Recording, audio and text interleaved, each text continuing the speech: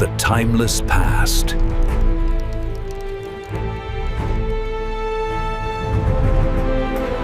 The modern-day guardians.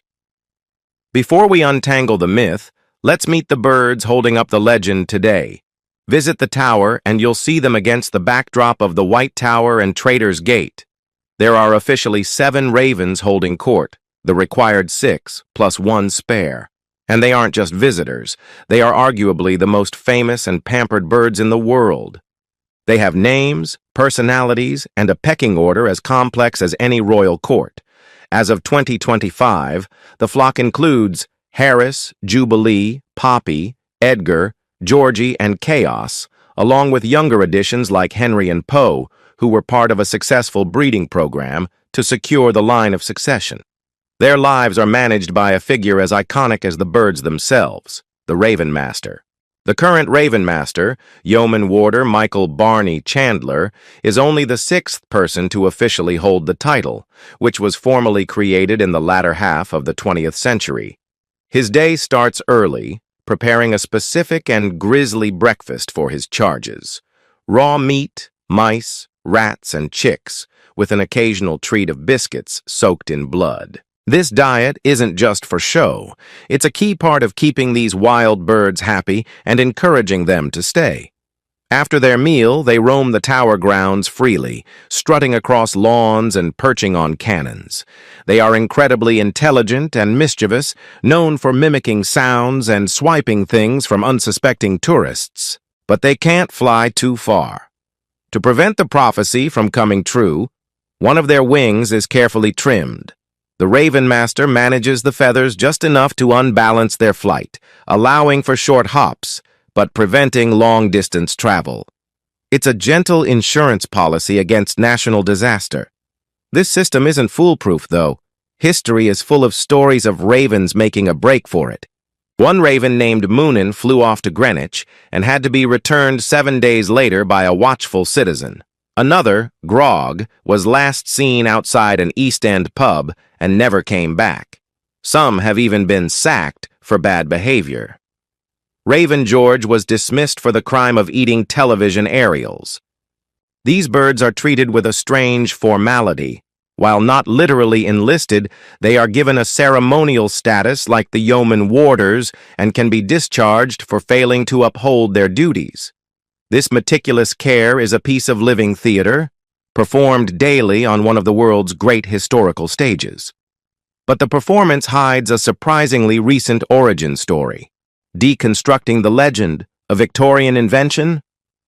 Everyone loves a good story, and the one about King Charles II decreeing that 6 ravens must forever guard the tower sounds like it was pulled right out of a medieval history book.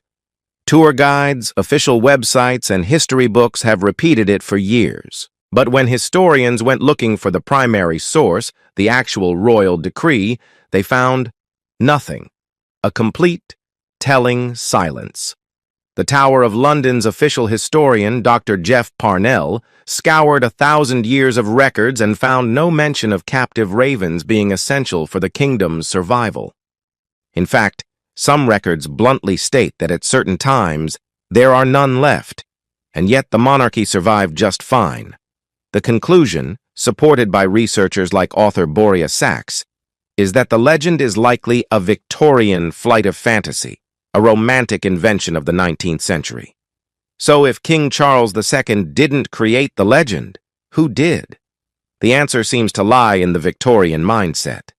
The 19th century was an era of industrial change, but also one of deep nostalgia. Victorians were obsessed with the medieval past, chivalry, and gruesome tales.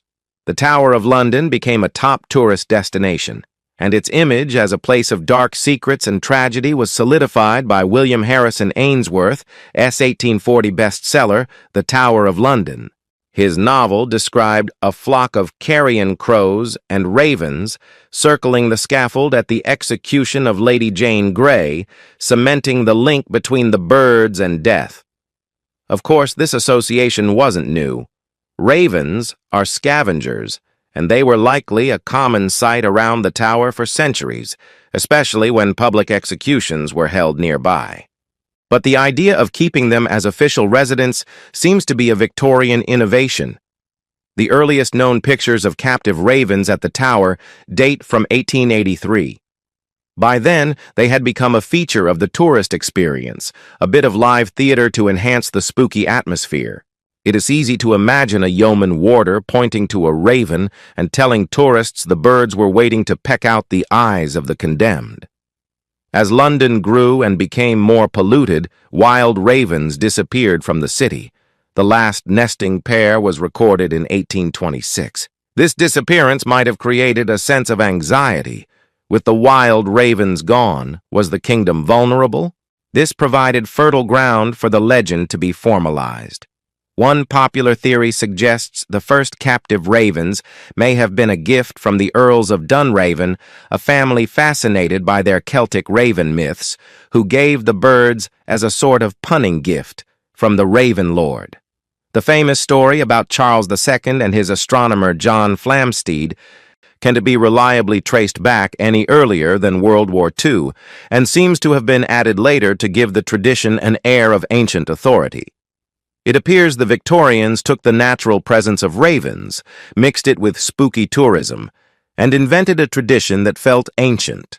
A tradition so powerful it was eventually adopted as official history. But while the prophecy may be Victorian, the raven's symbolic link to protecting Britain is genuinely ancient, rooted in a time of myth and magic. The ancient roots. Celtic myths. To understand why the Victorians chose the raven and why the legend hit so hard, we have to go back further, past the Normans, past the Romans, to the misty world of the ancient Celts. To them, the raven wasn't just a scavenger. It was a creature of immense power, a bridge between worlds, and a symbol of prophecy and war. The modern Welsh word for raven is Bron, and in the tale of a mythical king named Bron the Blessed, we find the legend's true, deep roots. The story, recorded in the medieval Welsh epic The Mabinogion, tells of Bron, a king so massive he was a literal giant who could wade across the Irish Sea. The story goes that the King of Ireland marries Bron's sister, Branwen, but she is horribly mistreated.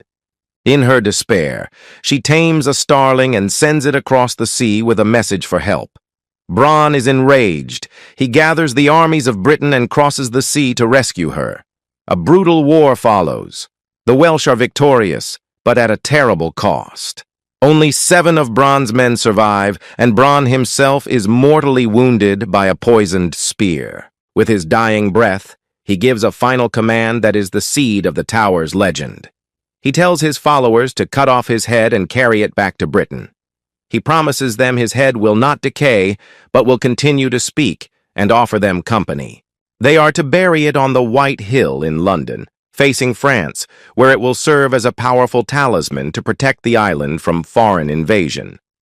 His men obey, and the head is eventually buried on the very hill where the Tower of London now stands. Here we have it, hundreds of years before the Normans, a raven king, Bron means raven, whose spirit buried at a specific London landmark protects the entire realm.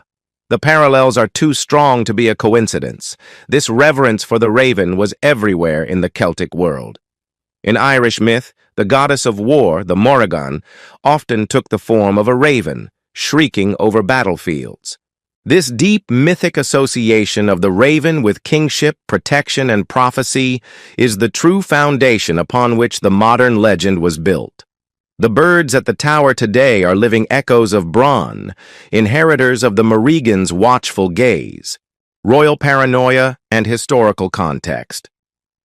While the legend's magic comes from Celtic myth and its story was shaped by the Victorians, the tale that connects them is pinned to King Charles II.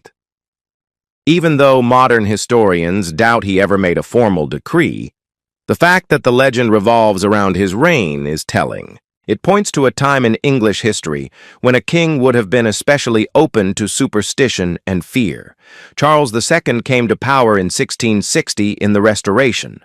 This wasn't a normal succession. He was reclaiming a throne that had been lost. His father, Charles I, had been publicly executed after the English Civil War, and for 11 years, England was a republic. Charles II spent that time in exile, a king with no kingdom. When he finally returned, he was acutely aware of how fragile his power was. He'd already seen his father lose his crown and his head. His reign was then hit by disasters that felt like apocalyptic omens. In 1665, the Great Plague killed nearly a quarter of London's population. The very next year, the Great Fire of London destroyed the heart of the city. In this atmosphere of constant anxiety, the Raven legend takes flight. The popular story claims the king's royal astronomer, John Flamsteed, complained that ravens at his observatory in the White Tower were messing with his work. Charles ordered them destroyed. But just as the order was about to be carried out, a courtier warned him of the prophecy. If the ravens leave, the kingdom falls. Hearing this, the king, who had already lived through exile, plague, and fire, wasn't about to take another risk. He supposedly reversed his order, declaring that 6 ravens must be kept at the tower forever. As a compromise, he moved Flamsteed's observatory to Greenwich, where it remains today. While there's no hard evidence for this, the story sticks because it feels psychologically true. A haunted king ruling a disaster-struck kingdom would have been foolish to ignore such a potent superstition. It was a small price for a little supernatural insurance. The tale captures the spirit of the age, a time of scientific progress clashing with deep-seated folk belief and royal anxiety. It gave the Victorian mythmakers the perfect historical anchor they needed to turn the ravens from mere scavengers into royally sanctioned protectors of the realm. The synthesis, a living legend. So what we have is a legend with a disputed birthday, a Victorian invention pinned to a 17th century king, drawing its real power from a much older Celtic myth. But this tangled history doesn't weaken the legend, it reveals why it's so strong. Its spooky power comes from the way these different threads have been woven together over time. It's a living legend, one that has grown stronger, especially during Britain's moments of greatest crisis. This was never more true than during the Second World War. As the Blitz rained bombs on London, the tower became a fortress again, even holding German spies. The Raven legend took on a new, urgent meaning. The birds were no longer a tourist gimmick. They were symbols of the nation's defiance. There's even a popular wartime story that the ravens served as unofficial spotters, their loud calls giving early warnings of incoming enemy planes. But the war took a heavy toll on the feathered guardians. The stress of the bombings wiped them out. By the end of the war, only a single raven named Grip was left. The prophecy felt terrifyingly close to coming true. As the story goes, Prime Minister Winston Churchill, a man who understood the power of symbols, was alerted to the situation. Recognizing the devastating blow to morale their loss would be, he allegedly issued a direct order to immediately bring the flock back up to strength. While there's no paper trail for Churchill's direct order, the story itself shows how important the legend had become. When the tower reopened to the public on January 1, 1946, a full group of ravens was back in place, a visible sign that the kingdom had survived. This wartime chapter forged a piece of Victorian romanticism into a genuine symbol of national spirit. It shows how a legend becomes true, not through historical fact, but through shared belief. When a nation decides that a symbol matters, that these birds represent their will to survive, then it becomes a powerful reality. Today, the tradition continues with the same seriousness. The formal role of the Raven Master, the careful management of the flock, the global media attention when a chick is born, all of this keeps the ancient magic alive. It connects a 21st century tourist taking a selfie with a raven to a war-weary Londoner in the 1940s, a paranoid king, and an ancient Celtic giant. In the end, the spooky legend of the Tower of London's ravens is more than just a superstition. It's a story about how we tell stories. It shows how myths are born, how they change, and how they get woven into a nation's identity. The legend's origin isn't one single moment, but a slow layering of history and folklore. It started with a genuine ancient Celtic belief that ravens were prophets and protectors, embodied by the giant guardian king Bran. That powerful memory lay dormant for centuries, buried under the tower's foundations. Then, the story of a paranoid King Charles II provided the perfect historical drama, a plausible excuse to give the birds royal protection. And finally, the Victorians, with their love for Gothic romance, took these threads and wove them into the prophecy we know today, turning wild scavengers into a living piece of history. So, is the legend true? In a literal sense, probably not. But in a cultural sense, it's absolutely true. Its truth is renewed every morning when the Raven Master serves the birds their breakfast of raw meat and blood-soaked biscuits. It's true every time a visitor feels a shiver of connection to 1,000 years of history. And it's true because we, collectively, keep the belief alive. The ravens are a reminder that the most powerful legends aren't just relics of the past, they are living, breathing stories. They are the spooky, feathered heart of a kingdom, and as long as they are watched over, the story and the crown endures.